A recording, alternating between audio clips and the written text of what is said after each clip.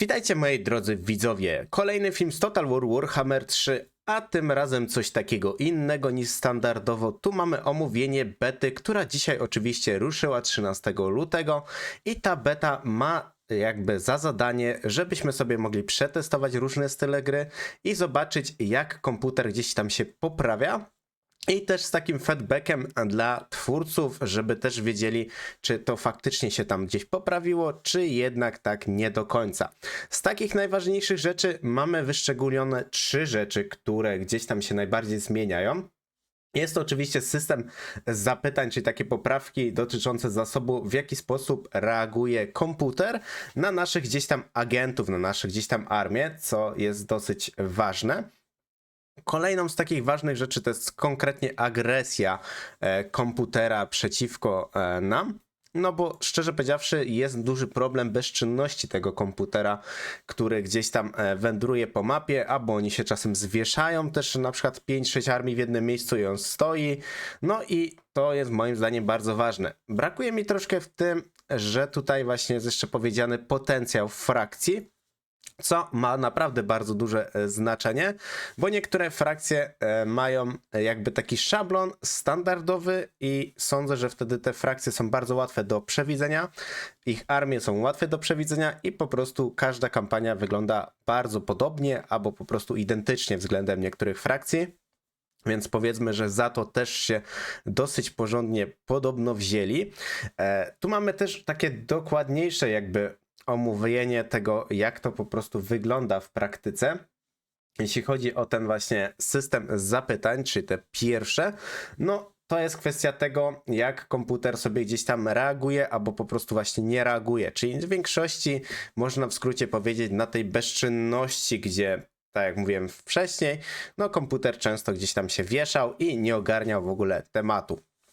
Też tutaj, jeśli chodzi o omówienie sposobów, jak gdzieś tam komputer reagował w mapie, no to też jest to podzielone jakby na dwie takie, powiedzmy, funkcje, jakby mechanizmy. Jest jedna funkcja, która jest dosyć taka prosta i komputer to było można zauważyć na takich frakcjach jak jakieś wojownicy chaosu, może nawet jakaś tam Bretonia, że oni jakoś tam za specjalnie nie kombinowali też ani z armią, ani z jakimś tam atakiem. I te przeliczenie było takie dosyć dziwne względem gdzieś tam atakowania i dlatego też jest omówienie odnośnie bardziej tutaj agresji komputera. Poprawa podejmowana decyzji w zakresie pożądanych podstaw, czyli zmienili sposób, w jakim komputer ocenia się rywalizujące frakcje, mierzy jak blisko są ich armie, czyli no jednak to jest dosyć ważna sytuacja, a tym samym jak duże zagrożenie stanowią. No czyli tu mamy teraz jakby lepsze przeliczanie tego wszystkiego, żeby to miało jakiś większy sens, żeby też komputer delikatnie, jak wie, że ma raczej wpierdziel spuszczony, to moim zdaniem powinien się jakoś inaczej zachowywać. To było też trochę dziwne, bo jak mieliśmy na przykład dyplomację i często było tak, że jak rozwaliliśmy powiedzmy takie 2-3 główne armie komputerowi, no to on albo chciał już traktat pokojowy, gdy wiedział, że już w ogóle nie ma szans, zamiast gdzieś jakoś trochę inaczej zagrać, no i po prostu przełożyć inaczej tę armię, budować inne armię, no tu jest moim zdaniem dalej bardzo duży problem z tym wszystkim, więc na to trzeba gdzieś tam uważać. Mnożniki ujemne dla nieznanych frakcji, czyli frakcje, z którymi bot nie jest w stanie wojny, ani nie jest świadome ich istnienia poprzez sojusze z innymi frakcjami. Zmieniliśmy, aby pożądanie podstawy dla nieznanych frakcji miały negatywny trend, co zachęca większej liczby wojen między frakcjami botów. No, to jest moim zdaniem bardzo ważne, bo z tymi botami, jeśli chodzi o wojnę, no różnie bywało. Jeśli chodzi o samą gdzieś tam dyplomację wśród botów, całą nawet dyplomację w Total War Warhammer 3, no jak dla mnie cała dyplomacja jest do usunięcia i zrobienia na nowo, bo jest po pierwsze zbyt prosta, przewidywalna, możemy bardzo szybko pokój wywołać, sprzedać miasto za grube pieniądze, które są powiedzmy ruiną, więc no tu jest bardzo dużo tych sposobności. Komputery między sobą też tak za specjalnie ani sojuszów, ani jakichś takich większych wojen nie toczyli i przez to ta rozgrywka była taka mniej dynamiczna i była po prostu bardzo identyczna, więc mam nadzieję, że tutaj te wojny między botami, które będą się gdzieś tam wywoływać, będą stwarzać takie jakby większe zagrożenie dla gracza, będzie miało to po prostu większe znaczenie.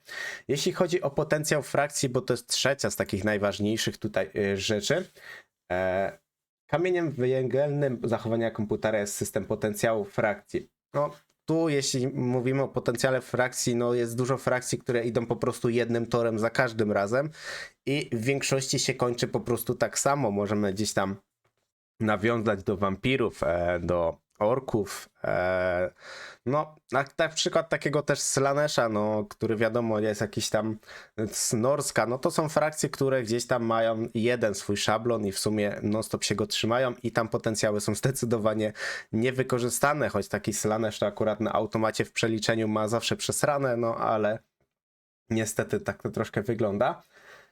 Tutaj mamy omówienie, że jakie frakcje wchodzą ze sobą w interakcje, gdy są pod osłoną. Naszym celem jest promowanie większej liczby interakcji między frakcjami botów i umożliwienie głównym frakcjom większej liczby możliwości ograniczenia wzrostu i stawiania się silniejszym. No czyli to jest na tej zasadzie, że komputer, żeby szybciej sobie ogarniał rozwój tych swoich osad, stał się faktycznie taki potężniejszy, tylko że tutaj to jest moim zdaniem trochę taki bardzo ciężki temat, jeśli chodzi o potencjał frakcji, bo tu musieliby bardzo dobrze zadziałać na zasadzie rekrutowania armii przez konkretną frakcję, bo niektóre armie danych frakcji są zawsze budowane tak tragicznie, że jest to po prostu dramat. Ja grając troszkę na modach, zauważam wtedy ogromne różnice, jak to się po prostu zmienia i frakcje, które nigdy gdzieś tam nie dochodziły do jakiejś większej władzy, przewagi, czy jak na przykład Norska, jakieś tam, no Bretonia, to z Bretonią jeszcze tam czasem się było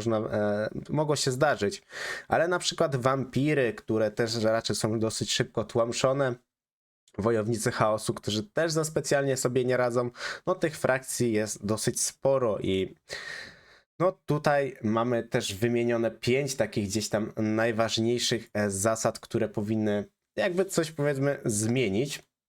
I pierwszą z nich jest nieznaczne zwiększenie siły głównej frakcji AI, czyli komputera, w porównaniu z frakcjami właśnie drugorzędnymi, czyli no tymi po prostu niegłównymi.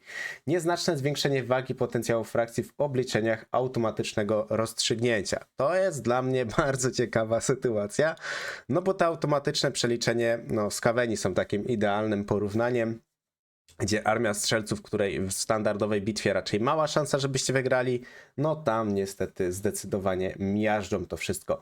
Obniżono minimalny potencjał frakcji, jaki mogą mieć frakcje drugorzędne.